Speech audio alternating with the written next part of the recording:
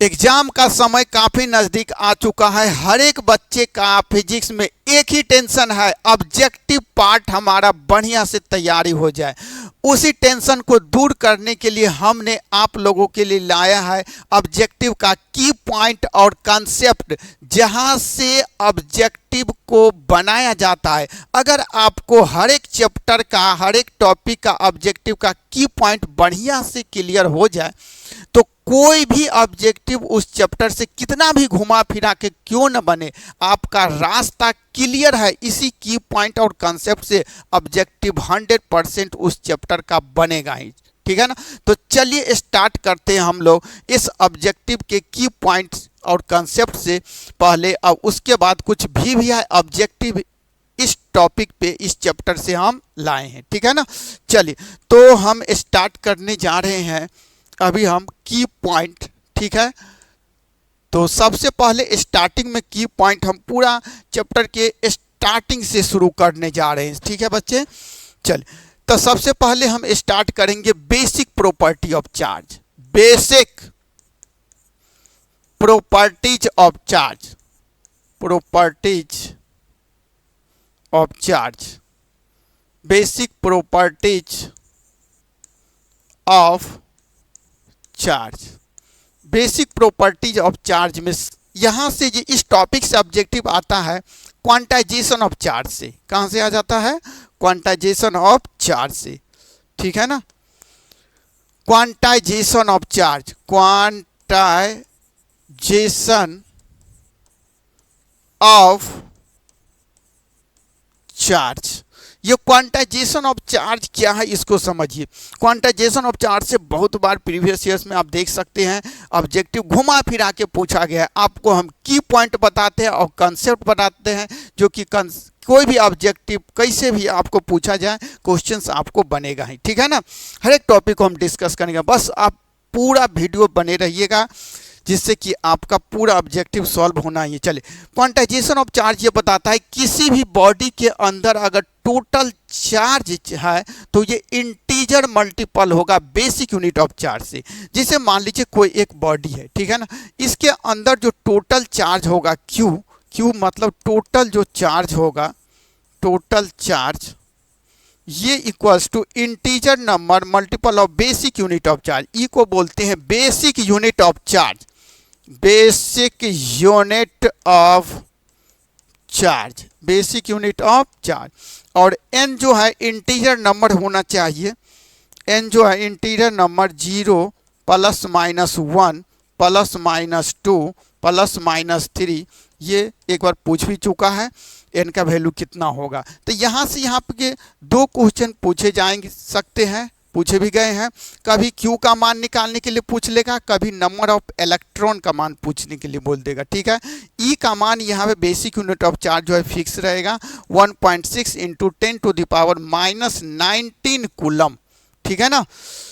तो ये हमारा बेसिक यूनिट ऑफ चार्ज। अगर आपको नंबर ऑफ इलेक्ट्रॉन निकालना है, N equals to number of electron, तो यहां से क्या हो जाएगा Q डिवाइडेड बाय E, ठीक है ना। Q आपको दिया रह सकता है अलग अलग यूनिट में, किस किस में दिया रह सकता है Q के लिए आपको दिया रह सकता है मिली कूलम्ब MC।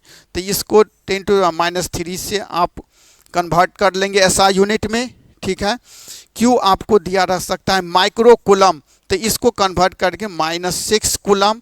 Q आपको दिया रह सकता है नैनो कूलम, तो 10⁻⁻9 कूलम से कन्वर्ट करेंगे। Q आपको दिया रह सकता है पीको कूलम, तो इसको 10⁻⁻12 कूलम से करेंगे, ठीक है ना। तो ये क्वांटाइजेशन ऑफ चार्ज पे इस टाइप के क्वेश्चंस आपके आए हुए हैं, और कुछ ऑब्जेक्टिव जो हम लाए हैं वहाँ पे इस पे आधारित क्वेश्चन पूछा भी गया है प्रीवियस ईयर में, उसको भी सॉल्व करेंगे। पहले इतना आप नोट आउट करिए, ठीक है ना।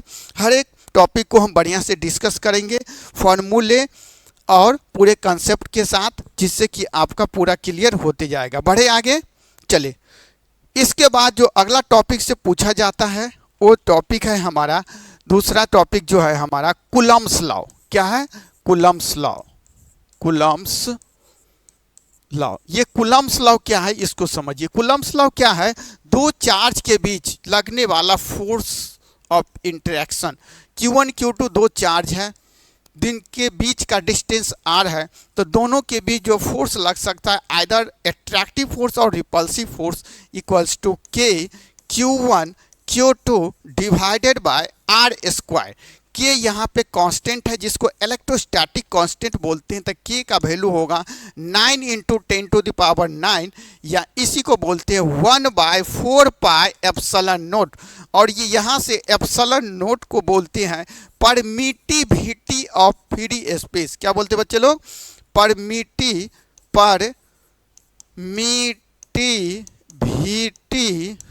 Of free space, permittivity of free space, ठीक है ना, या वैक्यूम भी कह सकते हैं, एयर कह सकते हैं। इसका जो वैल्यू होता है, इसका वैल्यू होता है 8.85 इंटू 10⁻⁻12 फैराड पर मीटर। ये पूछ चुका है। हर जितने भी बात हम अभी डिस्कस करने वाले हैं सारे बात को आप नोट आउट करेंगे एक कॉपी बना के, ठीक है ना, ऑब्जेक्टिव का एक कॉपी बना के नोट आउट करेंगे। सारे पॉइंट यहाँ पे इम्पोर्टेंट है, पूछे गए हैं। एक भी ऐसा पॉइंट हम नहीं डिस्कस करेंगे जो पूछा नहीं गया, ठीक है ना, हर एक पॉइंट ही पूछा गया है और पूछे जाएंगे आपको। एप्सिलॉन नोट का वैल्यू पूछ लिया गया है, इसका यूनिट पूछ लिया गया है फैराड पर मीटर, ठीक है। एक और वैल्यू होता है, आगे हमको इसका यूज होने वाला है क्वेश्चंस में, इसको लिख लीजिए। ये होता है 1/36 पाई इंटू 10⁻⁹, ठीक है ना। ये दोनों मान का हमको आगे जरूरत पड़ेगा। जल्दी से बच्चे इसको लिखिए। कहाँ से अब कैसे ऑब्जेक्टिव इसमें पूछा गया है उसका हम लोग चर्चा भी करते हैं। F equals to K Q1 Q2, के का मान ये होता है एप्सिलॉन नोट परमिटिविटी ऑफ। अब यहाँ से ये पूछा गया है और पूछे जाने वाला है आपको के का यूनिट और डायमेंशन, और उसके बाद एप्सिलॉन नोट मतलब परमिटिविटी ऑफ फ्री स्पेस का यूनिट और डायमेंशन। तो पहले हम डायमेंशन के का निकालेंगे, के का क्या है यूनिट और डायमेंशन होता है, ठीक है। चलिए, तो unit and SI unit of के को बोलेंगे इलेक्ट्रोस्टैटिक कांस्टेंट। क्या बोलेंगे? इलेक्ट्रोस्टैटिक कांस्टेंट, इलेक्ट्रोस्टैटिक कांस्टेंट, ठीक है ना। चले, इलेक्ट्रोस्टैटिक कांस्टेंट, तो यहाँ से इलेक्ट्रोस्टैटिक कांस्टेंट का यूनिट के बराबर, F बराबर क्या था हमारा? के Q1 Q2 अब बट्टे कितना बोले तो R स्क्वायर। तो यहाँ से के का मान कितना हो जाएगा? FR स्क्वायर बट्टे क्या हो जाएगा? Q1 Q2, ठीक है ना, FR स्क्वायर बट्टे Q1 Q2। फोर्स का क्या हो गया? न्यूटन मीटर स्क्वायर बट्टे कूलम, चार्ज का कूलम तो कूलम स्क्वायर, ठीक है ना। इनका डायमेंशन, डायमेंशन क्या होगा जल्दी देख लीजिए। डायमेंशन, डायमेंशन ऑफ के, डायमेंशन ऑफ के का डायमेंशन क्या होगा? फोर्स का MLT-2 डायमेंशन R का L स्क्वायर बट्टे IT, दो बार लिखे। चार्ज के लिए IT होता है तो IT, Q1 के लिए भी IT, Q2 के लिए भी IT, तो हम IT का स्क्वायर कर देते हैं, ठीक है। तो I स्क्वायर और ये क्या हो जाएगा बच्चे? T square. ऊपर ले जाइए तो क्या हो जाएगा? ML3, ये दोनों मिल के क्यूब T के पावर -4 I के पावर -2। तो ये हमको यूनिट भी मिल गया और डायमेंशन भी मिल गया। ML का क्यूब T के ऊपर ले, T के पावर -4 I के पावर -2, तो ये हमारा हो गया डायमेंशन हो गया और यूनिट हो गया किसका बताइए? इलेक्ट्रोस्टैटिक कांस्टेंट के का, ठीक है। अब हम आपको एप्सिलॉन नोट का पूछ सकता है, तो एप्सिलॉन नोट का अगर पूछेगा तो इसका उल्टा कर दीजिएगा। SI यूनिट और डायमेंशन पूछेगा एप्सिलॉन नोट का, तो क्या बोलिएगा? इसी का उल्टा कर दीजिएगा तो क्या हो जाएगा? कूलम्ब स्क्वायर बट्टे न्यूटन मीटर स्क्वायर। और इसका डायमेंशन अगर पूछेगा एप्सिलॉन नोट का तो क्या करेगा जल्दी बताइए बच्चे? एप्सिलॉन नोट का डायमेंशन, डायमेंशन अगर पूछ ले आपसे एप्सिलॉन नोट का पूछे हुआ है ये सब सारी चीज़ें, तो इसका उल्टा पावर उल्टा M-1 L के पावर -3 T के पावर 4 I के पावर 2। चलिए जल्दी लिखिए तो फास्ट सारे बच्चे।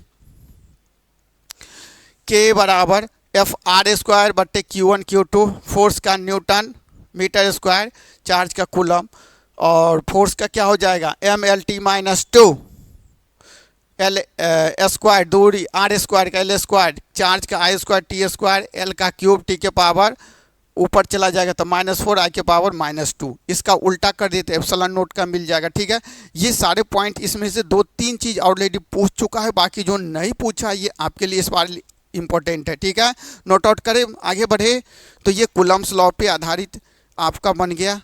ठीक है, इतना चीज़ यहाँ से कूलम्स लॉ से पूछा जाता है। इसके बाद आता है कंटिन्यूअस चार्ज डिस्ट्रीब्यूशन। क्या आता है बच्चे लोग, continuous charge distribution, continuous charge distribution, distribution, continuous charge distribution. ये कंटिन्यूअस चार्ज डिस्ट्रीब्यूशन को समझिए सारे बच्चे।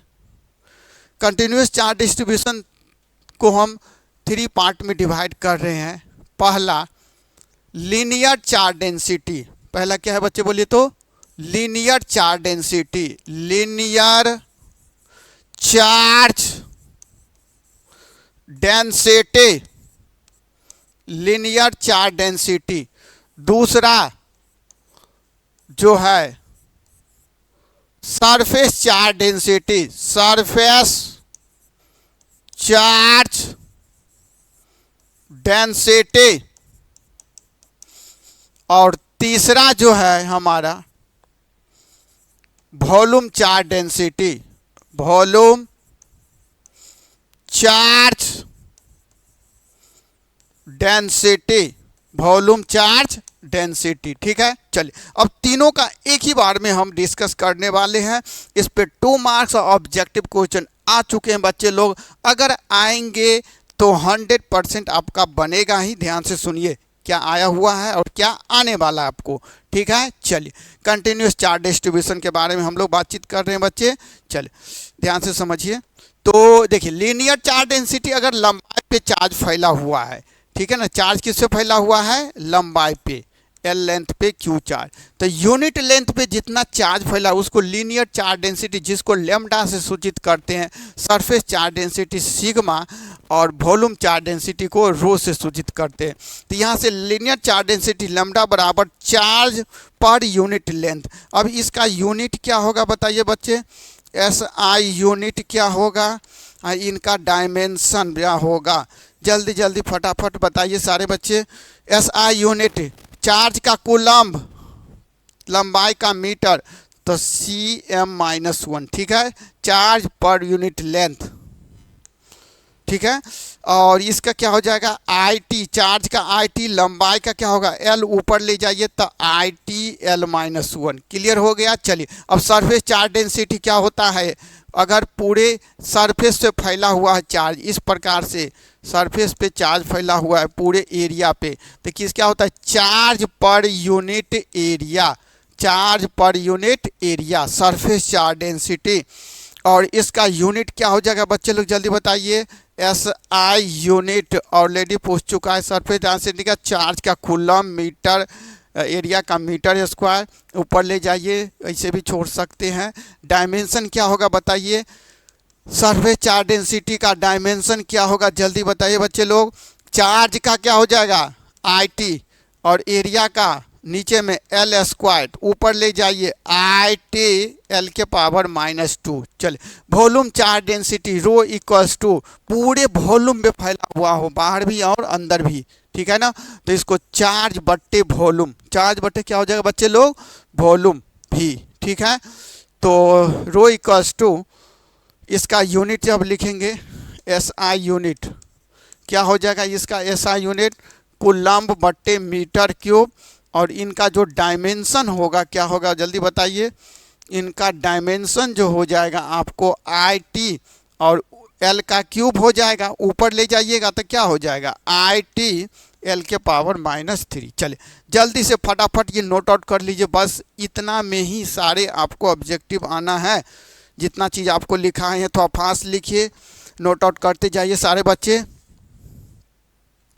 Linear charge density, continuous charge distribution से क्वेश्चन ऑलरेडी पूछे गए, प्रीवियस ईयर्स में पूछे जाएंगे, जल्दी से नोट आउट करें सारे बच्चे। फिर हम इसके बाद ऑब्जेक्टिव सेक्शन पे चलेंगे, जो आपके लिए भी ऑब्जेक्टिव लाए हैं, ठीक है ना, इसको डिस्कस करने के बाद, क्योंकि ऑब्जेक्टिव जब आपका कंसेप्ट क्लियर रहेगा तभी आप बनाएंगे, तभी आपको मजा आने वाला है, ठीक है। बढ़े आगे, कंटिन्यूस चार्ज डिस्ट्रीब्यूशन लिख लिए सारे बच्चे। चलिए इसके बाद आता है आपको relative electrical permittivity. Relative electrical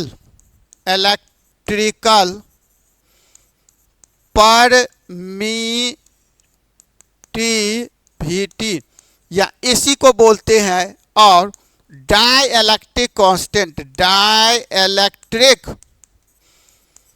constant क्या बोलते हैं बच्चे लोग? डाइइलेक्ट्रिक कांस्टेंट, जिसको क्या बोलते हैं? रिलेटिव इलेक्ट्रिकल परमिटिविटी को क्या बोलते हैं? Epsilon R. Relative electrical permittivity को क्या बोलते हैं बच्चे लोग? एप्सिलॉन आर, ठीक है ना। चलिए ये क्या होता है ध्यान से समझिए। जैसे पहला चार्ज Q1, दूसरा चार्ज Q2, इसको एयर में रखे हैं तो फोर्स हमको अभी जो एयर में लगने वाला है, force in air equals to K Q1 Q2 बट्टे आर स्क्वायर। के का मान रखिएगा तो Q1 Q2 बट्टे 4 pi epsilon naught r square. ये एयर, इसी को माध्यम में किसी मीडियम में रख दीजिएगा अदर जान एयर, तो ये मीडियम में फोर्स हो जाएगा Q1 Q2 divided by 4 pi epsilon M, medium का परमिटिविटी इंटू आर स्क्वायर। अब दोनों को जब आप डिवाइड करते हैं बच्चे लोग, तो ये क्या हो जाएगा? F air divided by F of medium equals to, ये कटने के बाद आपको आ जाएगा, ये ऊपर आ जाएगा परमिटिविटी ऑफ मीडियम बटे परमिटिविटी ऑफ एयर, जिसको आप एप्सिलॉन नोट माने। इसी को बोलते हैं रिलेटिव इलेक्ट्रिकल परमिटिविटी या डाइइलेक्ट्रिक कांस्टेंट। कितना बार क्वेश्चन पूछ चुका है, जो कि रिलेटिव इलेक्ट्रिकल परमिटिविटी होता क्या है 2 मार्क्स में भी और ऑब्जेक्टिव में भी, ठीक है ना। तो यहाँ से आपको एप्सिलॉन नोट का वैल्यू पूछ सकता है, एप्सिलॉन ये एप्सिलॉन मीडियम का परमिटिविटी क्या होगा, ठीक है, डाइइलेक्ट्रिक कांस्टेंट क्या होगा। तो ये आप फार्मूला नोट आउट कर लीजिए, ठीक है। ये रिलेटिव इलेक्ट्रिकल परमिटिविटी या डाइइलेक्ट्रिक कांस्टेंट के लिए। फिर यहाँ से कैसे पूछा जा सकता है? आपको फोर्स इन एयर दे देगा, मीडियम में पूछ लेगा, तो फोर्स इन एयर हमको पता है, तो फोर्स इन मीडियम निकल जाएगा ना। फोर्स इन मीडियम कितना हो जाएगा? फोर्स इन एयर और डिवाइडेड बाय डाइइलेक्ट्रिक कांस्टेंट, ठीक है।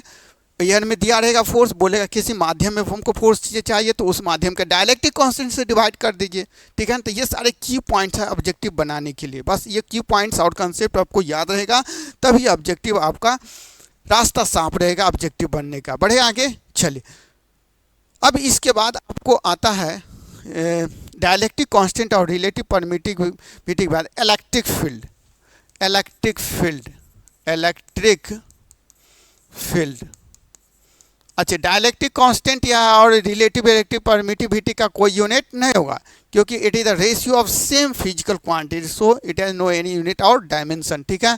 इलेक्ट्रिक फील्ड क्या होता है? जैसे Q चार्ज से आपको r डिस्टेंस पे इलेक्ट्रिक फील्ड निकालना है, तो ये हो जाएगा K, और ये सोर्स चार्ज है तो कैपिटल Q लीजिए, बढ़िया रहेगा। सोर्स चार्ज Q है, K Q divided by R square, ठीक है। मतलब इलेक्ट्रिक फील्ड E जो है इन्वर्सली प्रोपोर्शनल टू डिस्टेंस का स्क्वायर है। यहाँ से आपको ऑब्जेक्टिव पूछा जाएगा, जो कि इलेक्ट्रिक फील्ड डिस्टेंस के कैसे वेरी कर रहा है, स्क्वायर के या क्यूब के, जो भी है, इसको ऐसे भी कर सकते हैं, r के पावर -2 इन्वर्सली, ठीक है। चल अब यहाँ से एक बार क्वेश्चन पूछ चुका है, अगर डिस्टेंस बहुत ज़्यादा इनफाइनाइट हो जाएगा तो इलेक्ट्रिक फील्ड कितना होगा? तो इलेक्ट्रिक फील्ड कितना हो जाएगा? 0 हो जाएगा।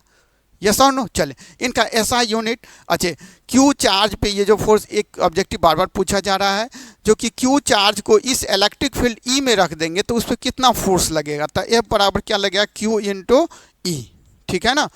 Q चार्ज को E इलेक्ट्रिक फील्ड में रख देंगे तो उस पर कितना फोर्स लगेगा बच्चे? F बराबर Q इंटू E। तो यहाँ से E बराबर भी निकाल सकते हैं, F बटे क्या हो जाएगा? Q, ठीक है। चल तो दोनों में से कोई फार्मूला है। अब इसका यूनिट और डायमेंशन यहाँ से आ जाएगा। SI यूनिट, डायमेंशन ऑलरेडी पूछ चुका है।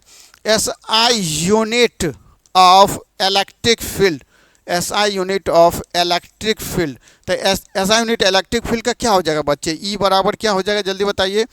यहाँ से F बटे Q, तो F का क्या हो जाएगा? न्यूटन, चार्ज का कूलम, तो N C-1। ठीक है, याद रखिएगा। डायमेंशन ऑलरेडी पूछ चुका है इलेक्ट्रिक फील्ड का। डायमेंशन क्या हो जाएगा लिख सकते हैं आप खुद से।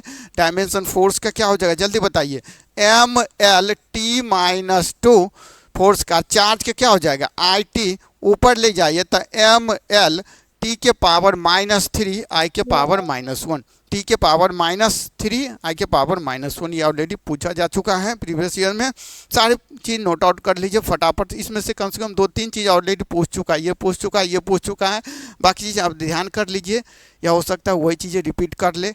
हर एक चीज़ बोल तो थी, हर एक चीज़ आपको जो भी डिस्कस करेंगे 100% उसमें से आना ही है। सारे चैप्टर का हम की पॉइंट आपको डिस्कस कर रहे हैं, ठीक है ना। इसलिए हर एक की पॉइंट को आप एक नोट बना लीजिए अभी अलग से, जो कि जिस दिन एग्ज़ाम होगा आपको फिजिक्स का, उस दिन आप एक नज़र, एक झलक देख के जाइएगा। बस यहीं से आपको ऑब्जेक्टिव आने वाला है, ठीक है ना। चले करें आगे बात हम लोग। तो ये तो इलेक्ट्रिक फील्ड के बारे में हो गया। अब इलेक्ट्रिक फील्ड लाइंस के बारे में देखते हैं। सारे पॉइंट को हम डिस्कस करने जा रहे हैं चैप्टर के। Electric field line, electric field lines. ये इलेक्ट्रिक फील्ड लाइंस क्या होता है उसको समझिए।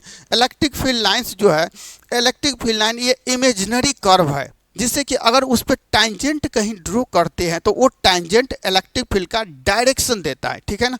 जैसे मान लीजिए यहाँ पे इलेक्ट्रिक फील्ड है, तो ये हमारा इलेक्ट्रिक फील्ड लाइंस है जो इमेजिनरी कर्व है। इस पॉइंट पे अगर हम टैंजेंट P पॉइंट पे टैंजेंट हम ड्रॉ करते हैं, तो ये P पॉइंट पे ये जो टैंजेंट है ये डायरेक्शन देगा। क्या देगा टैंजेंट बताइए? तो डायरेक्शन देगा। तो किसका डायरेक्शन देगा? इलेक्ट्रिक फील्ड का, direction of electric field E, ठीक है। अब इसमें जो है फर्स्ट पॉइंट, पॉजिटिव चार्ज के कारण क्या होगा? देखिए, सिंगल चार्ज के कारण electric field line always straight line, और डबल चार्ज के कारण कर्व हो जाएगा, ठीक है ना। तो सिंगल पॉजिटिव चार्ज के कारण जो होगा वो ध्यान से समझिए, स्ट्रेट लाइन और बाहर निकलता हुआ। ऑलरेडी ये सब चीज़ें ऑलरेडी 2 मार्क्स में सब्जेक्टिव सेक्शन में पूछा जा चुका है। और निगेटिव चार्ज के कारण क्या होगा बच्चे लोग ध्यान से समझिए। निगेटिव चार्ज के कारण फिर से स्ट्रेट लाइन और अंदर की तरफ, स्ट्रेट लाइन और किधर की तरफ बच्चे लोग? अंदर की तरफ, ठीक है। चले, और यही डबल चार्ज अगर आ जाए तो, डबल चार्ज जैसे मान लीजिए एक प्लस है और दूसरा क्या है? माइनस है, तो पॉजिटिव चार्ज से बाहर निकलता है, निगेटिव के अंदर आता है, ठीक है। इस प्रकार से बताया भी गया आपको, सब्जेक्टिव पार्ट में हम डिस्कस किए। 1 शॉट जो आपको हम बनाए हैं 100% उसको आप देख के जाइएगा सारे बच्चे। 1 शॉट जो हर एक चैप्टर का हम बना के दिए हैं वहीं से आना है, बिल्कुल इधर उधर आपको नहीं करना है, ठीक है ना। देखिए ये कर्व हो जा रहा है डबल चार्ज के कारण, ठीक है ना। और इसमें एक बार क्वेश्चन ऑलरेडी पूछ चुका है, जो कि इलेक्ट्रिक फील्ड लाइन किसके बारे में इंफॉर्मेशन देता है? तो इलेक्ट्रिक फील्ड लाइन 3 चीज़ों के बारे में इंफॉर्मेशन देता है। पहला, नेचर ऑफ चार्ज। पहला किसके बारे में इंफॉर्मेशन देगा बच्चे लोग? Nature of charge. Nature of charge का मतलब क्या? चार्ज पॉजिटिव है या नेगेटिव है, नेचर ऑफ चार्ज। दूसरा, strength of charge. Strength of charge, strength of charge, charge का स्ट्रेंथ। अगर पास पास इलेक्ट्रिक फील्ड लाइन होगा तो वहाँ पे स्ट्रेंथ ज़्यादा होगा, इलेक्ट्रिक फील्ड लाइन दूर दूर होगा तो वहाँ पे स्ट्रेंथ कम होगा। तो ये स्ट्रेंथ को ही बताता है। तीसरा, अभी तो पता है, डायरेक्शन को बताता है, तो direction of electric field, direction. ये 3 चीज़ों के बारे में हमको इलेक्ट्रिक फील्ड लाइन इंफॉर्मेशन देता है। बाकी अगर कंडीशन और ज़्यादा है तो और भी इंफॉर्मेशन दे सकता है। फिलहाल हमको यहाँ पे जितना चीज़ बताया उसके अनुसार 3 चीज़ों का इंफॉर्मेशन देता है। तो ये हमको इलेक्ट्रिक फील्ड लाइंस के बारे में हो गया। अब हमको इलेक्ट्रिक फ्लक्स की तरफ चलते हैं। इलेक्ट्रिक फ्लक्स, इलेक्ट्रिक फ्लक्स, जल्दी जल्दी आपको पूरे चैप्टर को रिवाइज करवा दे रहे हैं। उसके बाद इंपॉर्टेंट ऑब्जेक्टिव लाए हैं आपके लिए। इलेक्ट्रिक फ्लक्स, तो ये इलेक्ट्रिक फ्लक्स को हम फाई से सूचित करते हैं। किससे सूचित करते हैं बच्चे लोग? फाई से, ठीक है। तो इलेक्ट्रिक फ्लक्स जैसे मान लीजिए ये हमको एरिया वेक्टर है, यहाँ पे नॉर्मल इधर की तरफ है, इलेक्ट्रिक फील्ड हमको इधर की तरफ है, मान लीजिए इलेक्ट्रिक फील्ड ई, ये एरिया वेक्टर से कितना कोण बना रहा है? Theta.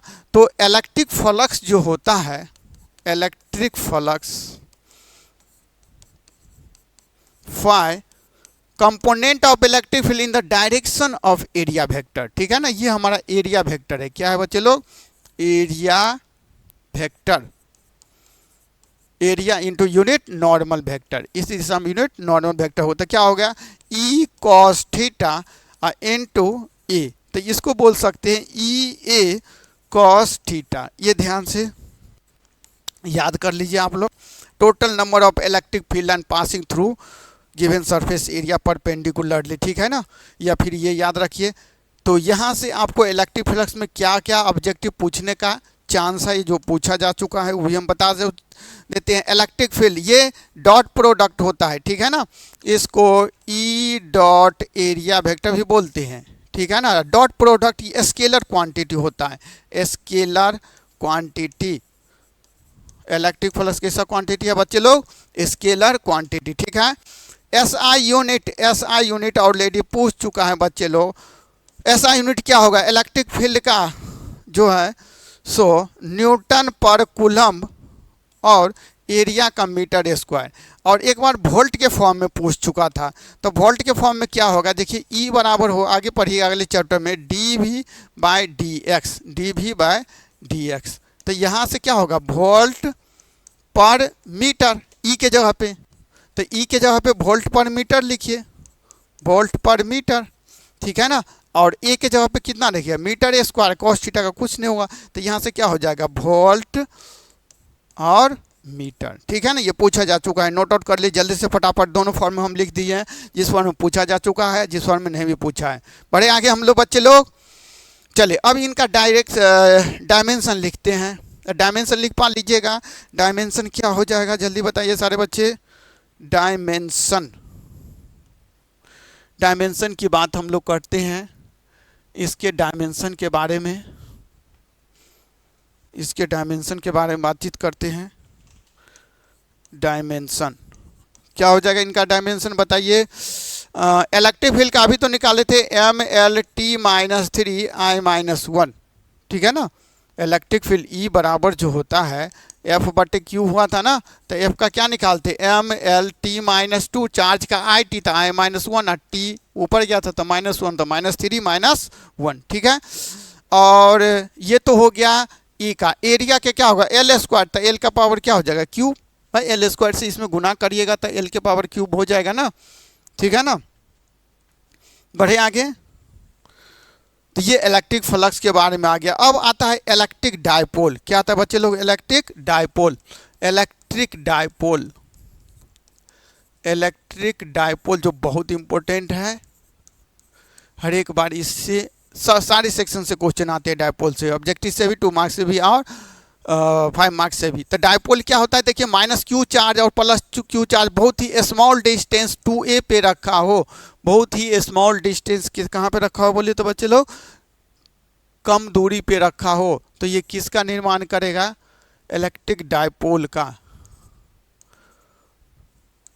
2a very small distance between minus Q charge and plus Q charge.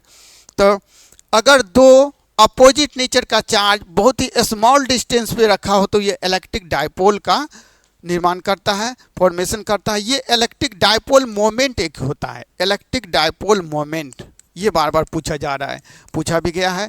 Electric dipole moment, dipole moment, ये इलेक्ट्रिक डायपोल मोमेंट क्या है बच्चे? पहले इसको समझिए आप लोग। इलेक्ट्रिक डायपोल मोमेंट क्या होता है? इसको P से हम लोग डिनोट करते हैं। दोनों में से कोई एक चार्ज का मैग्नीट्यूड ले लीजिए और दोनों चार्ज के बीच के डिस्टेंस से मल्टीप्लाई कर दिए। हम 2a को लिए हैं, दोनों चार्ज के बीच का डिस्टेंस, ध्यान से समझिएगा, ये मत समझ आए 2a दोनों चार्ज के बीच का डिस्टेंस ही है। 2a को दोनों चार्ज के distance between 2 charge, positive charge and negative charge. चले, तो इलेक्ट्रिक डायपोल मोमेंट ये वेक्टर क्वांटिटी होता है। लिख लीजिए फटाफट जो भी चीज़ आई हुई है, अभी हम डिस्कस कर रहे हैं आपको। It is a vector quantity, vector quantity SI unit, SI unit is coulomb metre, centimetre मत पढ़ लीजिएगा, चार्ज का कूलम्ब और ये डिस्टेंस का मीटर। और डायरेक्शन किधर से होता है वेक्टर, तो लिख लीजिए negative charge to positive charge.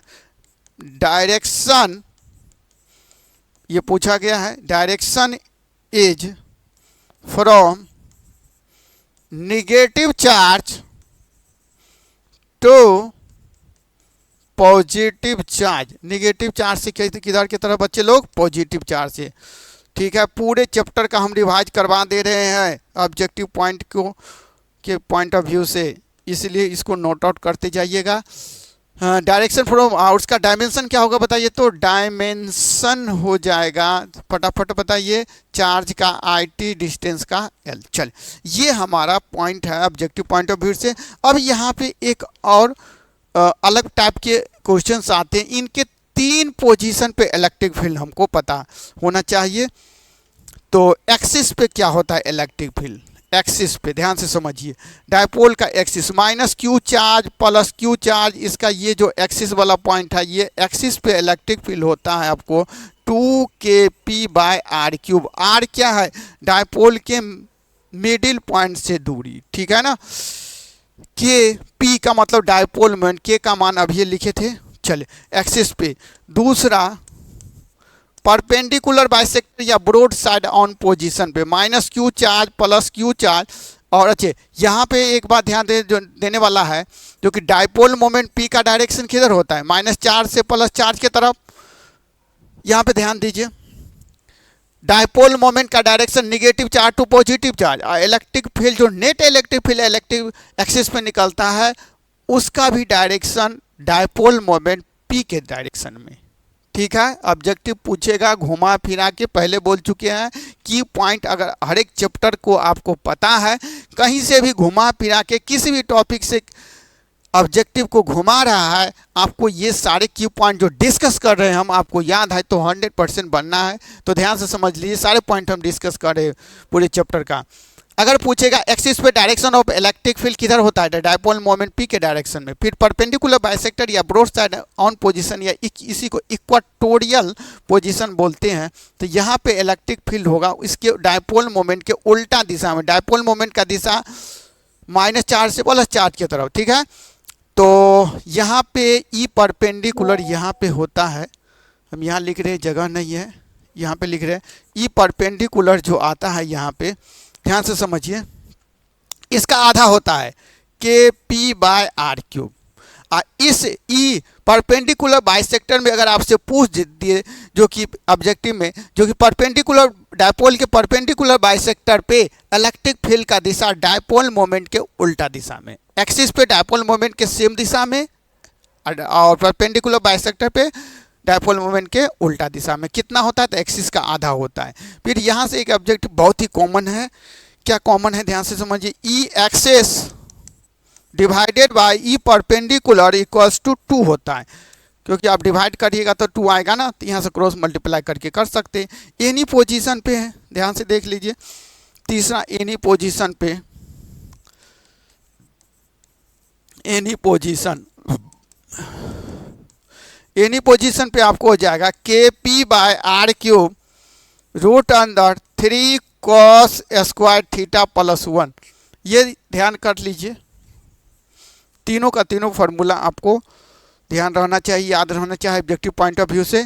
तो ये डायपोल के रिलेशन, डायपोल से रिलेटेड सारे आपके ऑब्जेक्टिव हो गए। अब यहाँ पे एक चीज़ पूछा जाता है, जो कि डायपोल पे टॉर्क और पोटेंशियल एनर्जी, मतलब जब इस डायपोल को यूनिफॉर्म इलेक्ट्रिक फील्ड में रख देते तो उस पर कितना टॉर्क लगेगा और उसका पोटेंशियल एनर्जी या वर्क डन क्या होगा, बहुत इंपॉर्टेंट है। घुमा फिरा के क्वेश्चन पूछते हैं आपको, ऐसा हम बता रहे हैं जो कि कहीं से भी कैसे भी घुमा दे, आप क्वेश्चंस ऑब्जेक्टिव आप निकाल पा लीजिएगा ही। चलिए देखते हैं, dipole is placed in uniform external electric field. Dipole is placed in uniform, uniform ही है आपके लिए, ठीक है ना, सिलेबस में यूनिफॉर्म इलेक्ट्रिक फील्ड। हम दोनों को भी डिस्कस कर देंगे, नॉन यूनिफॉर्म का ही, पहले यूनिफॉर्म की कहानी समझ लीजिए।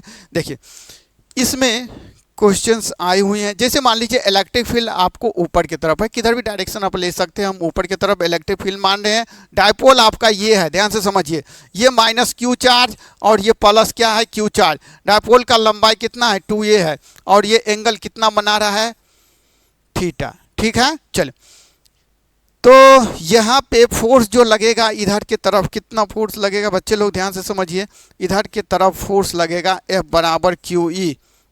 निगेटिव चार्ज है, पॉजिटिव चार्ज पे इलेक्ट्रिक फील्ड के दिशा में फोर्स, निगेटिव चार्ज पे इलेक्ट्रिक फील्ड के उल्टा दिशा में फोर्स। तो इलेक्ट्रिक फील्ड ऊपर है, पॉजिटिव चार्ज पे उसी दिशा में F बराबर क्यू ई। तो ये क्वेश्चन ऑलरेडी पूछा गया है, जो कि नेट फोर्स यूनिफॉर्म रहे तब ऑलवेज जीरो होगा, क्योंकि सेम है और डायरेक्शन अपोजिट है, मैग्नीट्यूड सेम और डायरेक्शन अपोजिट। तो कितना बार ये क्वेश्चन पूछा जा चुका है, ध्यान से समझिए, गौर से एकदम 100% दिमाग को खोल के और आँख को पूरा एकदम खोल के रखिए। क्वेश्चंस यहाँ से आते हैं बहुत सारे, और सारे कंसेप्ट हम आपको डिस्कस करने जा रहे हैं। क्वेश्चन बनेंगे ही, सारा टेंशन आपका दूर होने वाला है बस इस लेक्चर में। ऑब्जेक्टिव का की पॉइंट हम डिस्कस करने जा रहे हैं। रास्ता बनाना है, ऑब्जेक्टिव को रटिए नहीं, कंसेप्ट को, की पॉइंट को समझिए, जहाँ से ऑब्जेक्टिव निकाला जाता है। चलिए, तो dipole is place in uniform electric field में net force always zero but torque is not zero. पहला पॉइंट लिखिए। अच्छा, टॉर्क लगेगा कितना, पहले ये तो लिखिए, टॉर्क कितना लगेगा। टॉर्क जो लगेगा, इस पे टॉर्क जो लगने वाला है आपका, torque equals to P E sine theta. P का मतलब डायपोल मोमेंट अभी बताए हैं, ठीक है ना। ई का मतलब इलेक्ट्रिक फील्ड, इसको वेक्टर फॉर्म में पूछ चुका है, वेक्टर पी क्रॉस ई, ठीक है। थीटा बराबर जीरो रखिएगा तो जीरो, 180 रखिए फिर भी जीरो, और 90 तो मैक्सिमम टॉर्क। यहाँ पे जो कुछ इंपॉर्टेंट पॉइंट्स है उसको लिखिए, हम पॉइंट्स लिख रहे हैं। पहला पॉइंट क्या लिखिएगा, ध्यान से समझिए जल्दी से। पहला point, net force H always zero, ठीक है। दूसरा, torque is not zero, torque is not zero, torque zero नहीं होगा। पहला इंपॉर्टेंट पॉइंट को हम मार्किंग करते, पहला पॉइंट, दूसरा पॉइंट, तीसरा पॉइंट। अगर मान लीजिए थीटा बराबर जीरो हो तो इसमें टॉर्क कितना लग जाएगा, जल्दी बताइए। टॉर्क इक्वल्स टू जीरो, लेकिन ये स्टेबल इक्विलिब्रियम में होगा, स्टेबल इक्विलिब्रियम। सारे पॉइंट नोट आउट करिए बच्चे लोग। चौथा इंपॉर्टेंट पॉइंट, थीटा बराबर 180 डिग्री, फिर भी टॉर्क जीरो, फिर भी टॉर्क हमको जीरो, लेकिन ये अनस्टेबल कंडीशन में होगा, अनस्टेबल कंडीशन या इक्विलिब्रियम में होगा, ठीक है। लिख लिए बच्चे लोग, थीटा बराबर 90 तो मैक्सिमम टॉर्क, ये सारे पॉइंट लिखिए, ठीक है ना। ये टॉर्क के लिए। अब हम पोटेंशियल एनर्जी की बात करते हैं। किसकी बात करते हैं बच्चे लोग, पोटेंशियल एनर्जी। तो इसमें पोटेंशियल एनर्जी जो हो जाएगा या work done, potential energy theta 1 position से थीटा 2 पोजीशन तक लेके जा रहे हैं, तो ये हो जाएगा minus P E cos theta 2 minus cos theta 1, ठीक है ना। अच्छा, स्टेबल इक्विलिब्रियम में कब होगा, जिस डायरेक्शन में इलेक्ट्रिक फील्ड था, ऊपर की तरफ इलेक्ट्रिक फील्ड था, तो डायपोल भी हमारा उसी डायरेक्शन में रहे, माइनस क्यू चार्ज और ये प्लस क्यू चार्ज। अनस्टेबल में क्या होगा, इसके उल्टा दिशा में रहे, ठीक है ना। चले, थीटा 1 पोजीशन से थीटा 2 पोजीशन पे हमको ले जाना है, तो इसमें वर्क डन कितना होगा बच्चे लोग, minus P E cos theta 2 minus cos theta 1। यहाँ से कुछ स्पेशल केस आता है जिससे ऑब्जेक्टिव बनाया जाता है, बनाया गया है, पूछा भी गया है, आप ध्यान करेंगे जिससे कि और पूछा जाएगा तो आपसे भी बनेगा। तो यहाँ पे थीटा 1 इक्वल्स टू 90 डिग्री लीजिए और थीटा 2 बराबर थीटा लीजिए, मतलब इनिशियल पोजीशन थीटा 1 और फाइनल पोजीशन थीटा 2 है। तो हमको पोटेंशियल एनर्जी जिसको यू से सूचित करते हैं, तो डेल यू कह सकते हैं, या यू बराबर कितना होगा जल्दी बताइए, डेल यू ही लीजिए, माइनस पी ए और ये हो जाएगा कॉस थीटा 2 और माइनस कॉस थीटा 1 मतलब 90 डिग्री का मतलब जीरो लगते, तो ये पूरा जीरो ही कर देते हैं, नहीं लिखते हैं। तो ये माइनस पी डॉट ई लिख लीजिए, very very important point.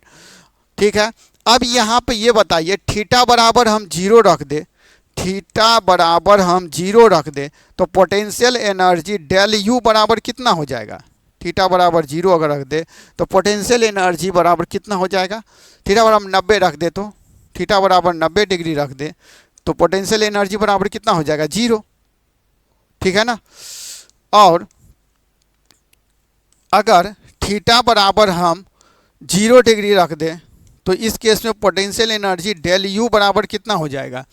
Minus P E, मतलब minimum potential energy, minimum potential energy, P डाल दे, पोटेंशियल एनर्जी मतलब पी। ठीक है ना। और यही कहलाएगा होगा मिनिमम पोटेंशियल एनर्जी मतलब स्टेबल इक्विलिब्रियम। कौन सा स्टेबल?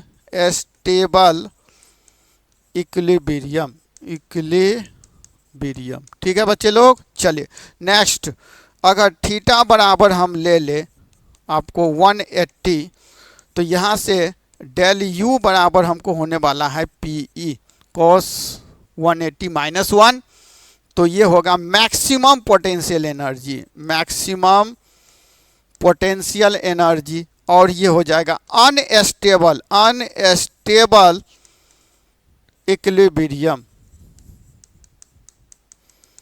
लिख लीजिए फटाफट सारे बच्चे, बहुत इंपॉर्टेंट ये पूछे गए हैं। स्टेबल इक्विलिब्रियम में थीटा कितना होगा, अनस्टेबल इक्विलिब्रियम में थीटा कितना होगा, बहुत इंपॉर्टेंट पॉइंट। अभी जो बोर्ड पे हम लिखे हैं इससे पिछले वाले और अभी जो लिखे, जल्दी से नोट आउट करिए, जल्दी से नोट आउट करिए। हर एक पॉइंट को हम डिस्कस कर दिए हैं, की पॉइंट आपका ऑब्जेक्टिव पूरा डिस्कस हो गया है। इसको आप नोट आउट कर लेंगे। एग्जाम के पहले सिर्फ एक नज़र आपको डालना है इस की पॉइंट पे, सारे ऑब्जेक्टिव बनेंगे। पर्टिकुलर ऑब्जेक्टिव को नोट आउट मत करिए, क्योंकि अगर मान लीजिए घुमा फिरा के पूछेगा तो आपको की पॉइंट याद है, जहाँ से ऑब्जेक्टिव खुलता है, जहाँ से ऑब्जेक्टिव बनने का रास्ता मिलता है, यही सारी चीज़ है। ठीक है, बढ़े आगे बच्चे लोग। चलिए, तो ये हमारा हो गया आपको डायपोल से रिलेटेड। अब हम लोग गॉस थ्योरम जो लास्ट पॉइंट है उसको देख रहे हैं, फिर हम भी ऑब्जेक्टिव कुछ आपके लिए लाए हैं। गॉस थ्योरम, गॉस थ्योरम भी इलेक्ट्रिक फ्लक्स निकालने के लिए होता है, इससे भी काफ़ी क्वेश्चन पूछे जाए। ये मान लीजिए क्लोज सरफेस है हमारा जो वैक्यूम में रखा गया है, क्लोज्ड सरफेस। ठीक है, क्लोज सरफेस, अंदर में कुछ चार्ज है Q1 Q2, बाहर में कुछ चार्ज है Q3 माइनस Q4। ठीक है, तो हमको अगर इलेक्ट्रिक फ्लक्स निकालना है, क्या निकालना बच्चे लोग? इलेक्ट्रिक फ्लक्स चाहिए, तो electric flux phi equals to हो जाएगा अंदर का चार्ज Q इनसाइड लेना है आपको। आप बट्टे क्या लीजिएगा बच्चे लोग? Epsilon note. तो यहाँ से आप ले लीजिएगा तो Q इनसाइड कितना हो जाएगा? Q1 प्लस Q2 बट्टे एप्सिलॉन नोट। यही हमारा गॉस थ्योरम का होता है। Total electric flux over a close surface is equals to net charge enclose by the close surface divided by epsilon naught. Epsilon naught का मान आप दोनों लेंगे जो अभी हम इससे पहले डिस्कस करे थे आप लोग को। क्या क्या लेंगे बताइए? 8.85 फैराड पर मीटर, और दूसरा लेंगे 1/36 पाई इंटू 10⁻⁹। ये दोनों मान का जोड़ पड़ेगा। ठीक है, तो ये लास्ट आपका टॉपिक था। हर टॉपिक के इस अब हम लोग उसी की पॉइंट पे, जो ऑब्जेक्टिव का की पॉइंट अभी हम आपको बताए हैं, उसी के आधार पे कुछ भी ऑब्जेक्टिव क्वेश्चंस लाए हैं, उसका हम लोग अभी डिस्कस करेंगे। तो पहला क्वेश्चन पढ़िए, क्या है? The cause of charging of a body is. Cause of charging मतलब कि कोई बॉडी अगर चार्ज हो रहा है तो उसका क्या कारण? तो ट्रांसफर ऑफ इलेक्ट्रॉन, इलेक्ट्रॉन के ट्रांसफर के कारण ही बॉडी में चार्ज आता है। तो transfer of electron, option number C. चले नेक्स्ट क्वेश्चंस की बात करते हैं।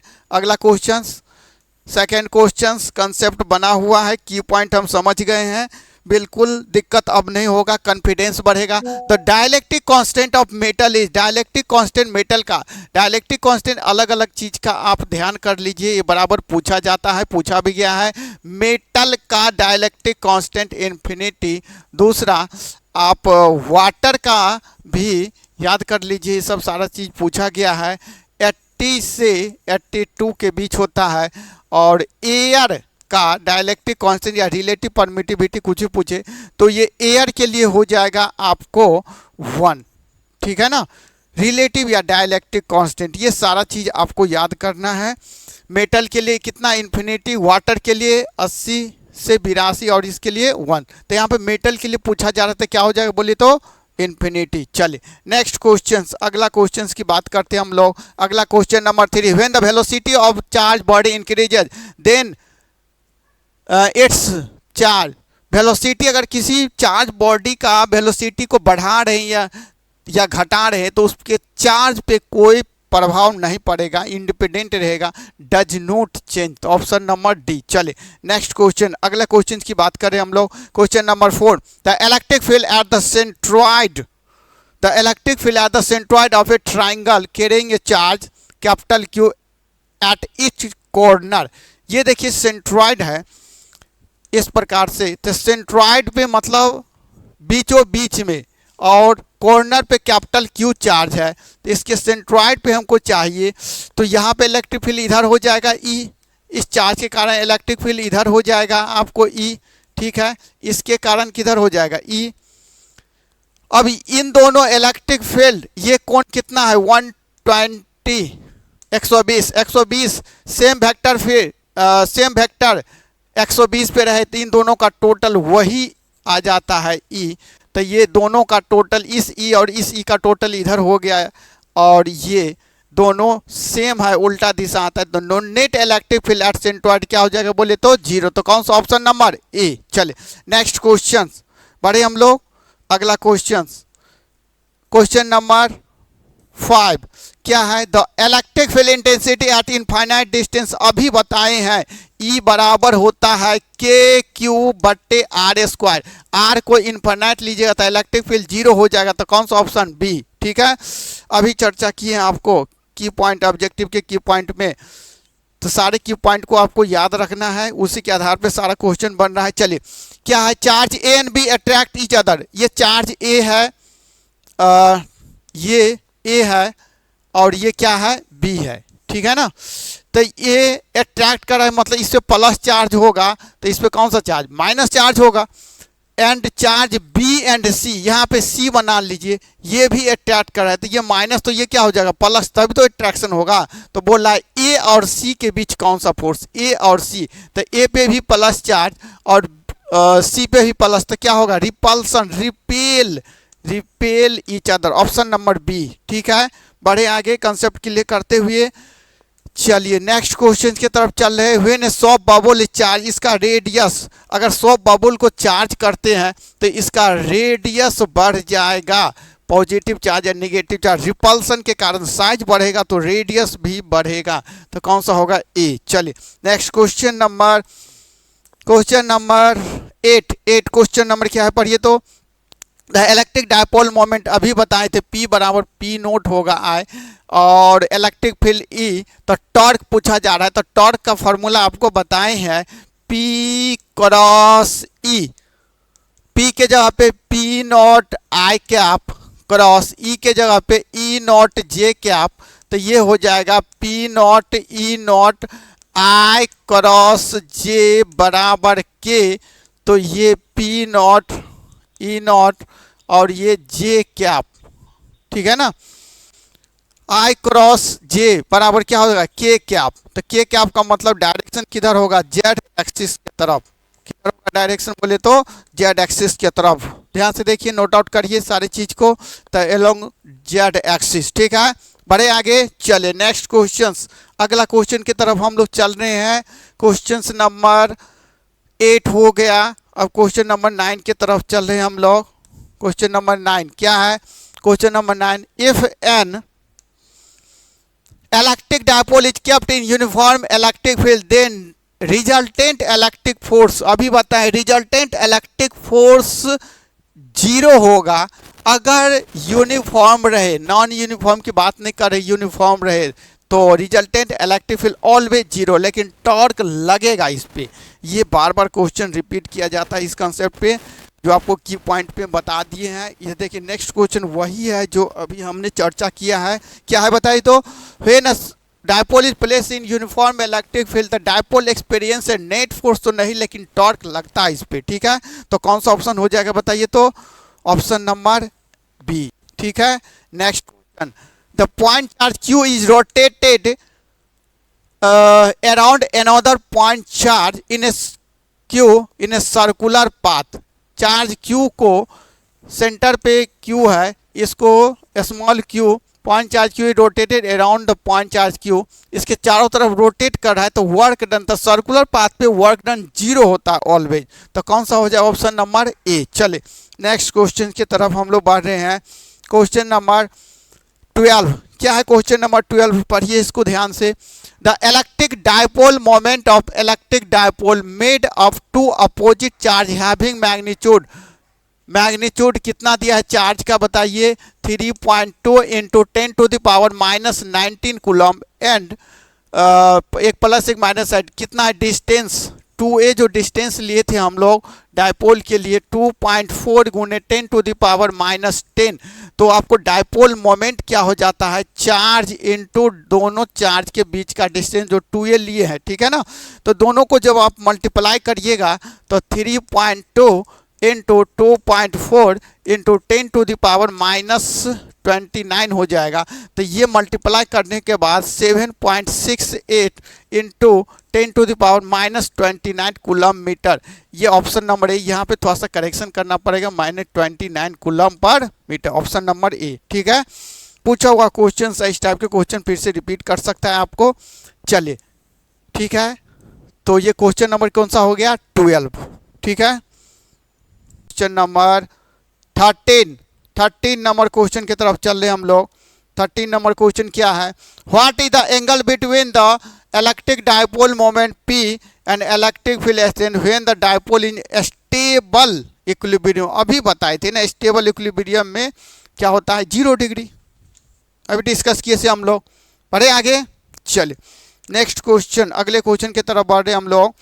अगला क्वेश्चन क्या है, the total electric flux coming out from the stationary unit positive charge in air is, तो 1/, स्टेशनरी यूनिट पॉजिटिव चार्ज है, तो क्यू बटे फ्लक्स बराबर हम लोग पढ़े थे ना, क्यू बटे क्या होता है एप्सिलॉन नोट, तो क्यू का मान 1/एप्सिलॉन नोट, तो क्या होगा एप्सिलॉन के पावर -1। तो कौन सा हो जाएगा, ये पूछा हुआ क्वेश्चन है ये। ठीक है ना, चल बढ़े हम लोग आगे नेक्स्ट क्वेश्चन की तरफ। अगला क्वेश्चन क्या है,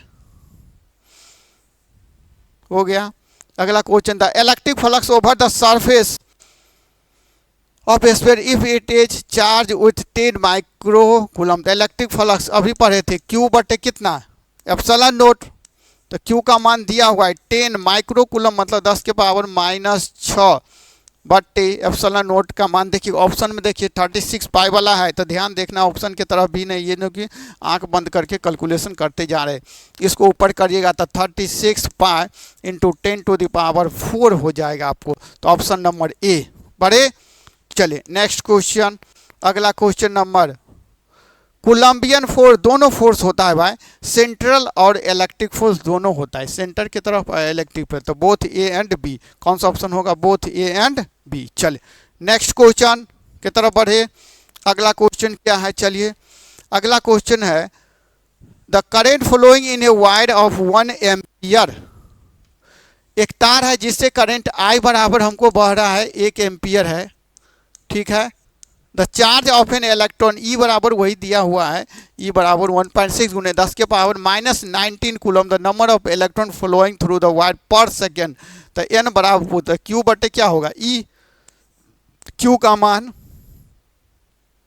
आई टी से निकाल लीजिएगा इंटू ई, तो आई का मान 1, टी का मान 1, ई का मान 1.6 गुने 10 टू द पावर -19, तो इसको डिवाइड किया 6.285 इंटू 10 टू द पावर 18 आ जाएगा आपको। ठीक है, तो कौन सा हो जाएगा, ऑप्शन नंबर बी। बड़े हम लोग चले नेक्स्ट क्वेश्चन, अगला क्वेश्चन बस लास्ट ही होने वाले हैं, उतने ही क्वेश्चन लाए हैं जो इससे आपको कंसेप्ट क्लियर हुआ है। यूनिट ऑफ इलेक्ट्रिक फ्लक्स अभी निकाले थे। इलेक्ट्रिक फ्लक्स का यूनिट 5 बराबर निकाले थे हम लोग वोल्ट मीटर। क्या निकाले थे? Volt metre. तो कौन सा हो जाएगा? C number. ठीक है, चले अगला क्वेश्चन, शायद ये लास्ट ही है। बस ये यहीं तक आपका पहले चैप्टर का है। तो कहने का मतलब हमने की पॉइंट हर उस चैप्टर का डिस्कस कर लिया, ऑब्जेक्टिव कॉन्फिडेंसली बना। बस ऐसे ही चैप्टर का आपके लिए की पॉइंट लाएंगे जिसको रास्ता बने ऑब्जेक्टिव खोलने का। ऑब्जेक्टिव को रटिए नहीं, फिर आपको लिए प्रॉब्लम होगा। ठीक है, ऑब्जेक्टिव का टेंशन दूर करना है तो ऑब्जेक्टिव के की पॉइंट को, हर एक चैप्टर के ऑब्जेक्टिव के की पॉइंट को समझिए। ठीक है, इसको बढ़िया से करिएगा, शॉर्ट नोट बनाइएगा और बहुत ही ज़बरदस्त आपके लिए ये आप होगा। तो यहीं तरह रखते हैं। Good bye.